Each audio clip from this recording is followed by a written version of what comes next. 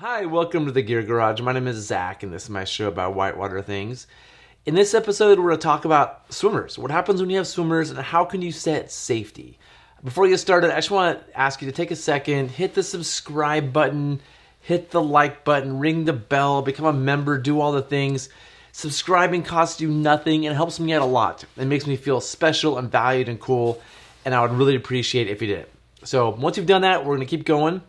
And I just want to quickly talk about this diagram. And this was something shared with me when I learned how to boat. And I want to pass on kind of what I learned with this diagram. And this is just a perfect river. Like a perfect river just flowing downstream. And in a perfect river, the fastest current is represented by this oval. And just so you know, this is not the scale. This is me just drawing it on a piece of paper. But in general, the fastest current is under the surface, but close to it. And the next fastest current is kind of around that and around that, right? Based on all kinds of things, air friction, surface tension, all these things. This is sort of proven to be correct. And so if you're a swimmer, this is Chewbacca, if he's swimming in the swimmer's position, his butt is generally down in that fastest current, right? Or if his legs are straight, which he shouldn't be swimming like this, but if his legs are straight, a lot of his body's in that fastest current when he's swimming. And so we should be worried because swimmers will move fast. If you're in a boat like this, here's a boat on top of the surface and you're not deep, you're not in the fastest current. And so a swimmer, a generalization here, a swimmer in the water will generally move faster than a raft. And a lot of times quite a bit faster, so much faster that you couldn't catch up with the swimmer. And for that reason, we put a large emphasis on what I'm calling downstream safety.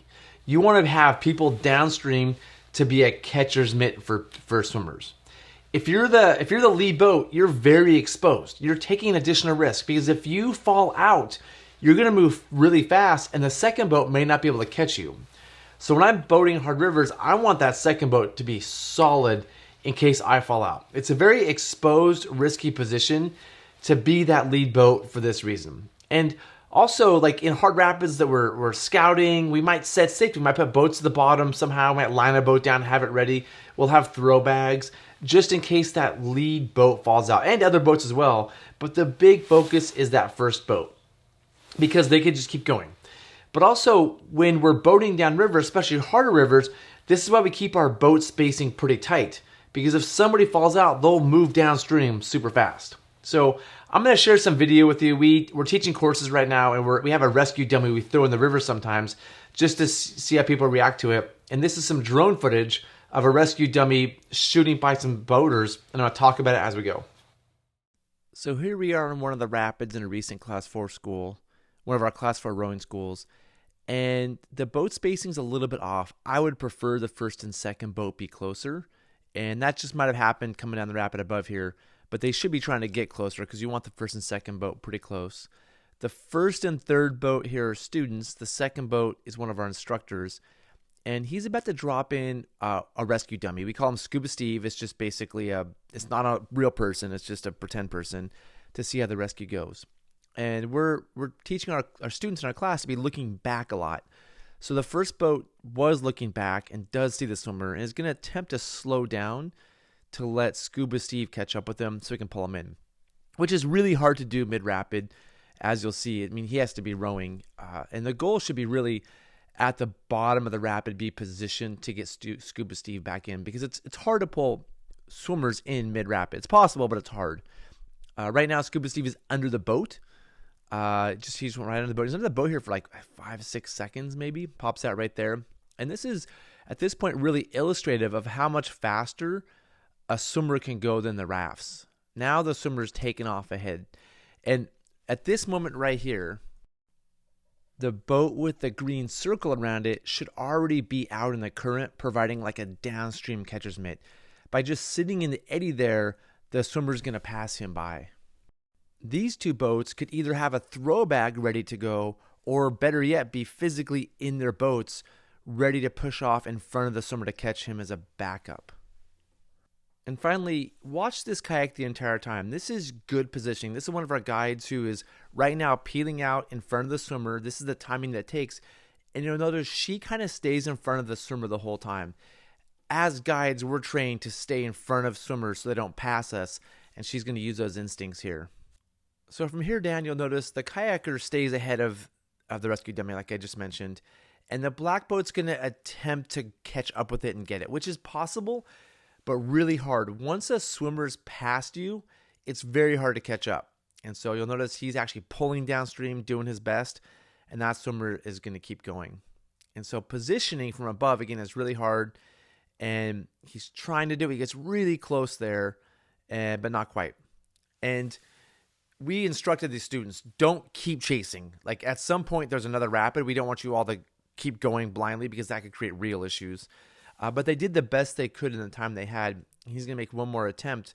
But again, it's really hard to catch swimmers from behind.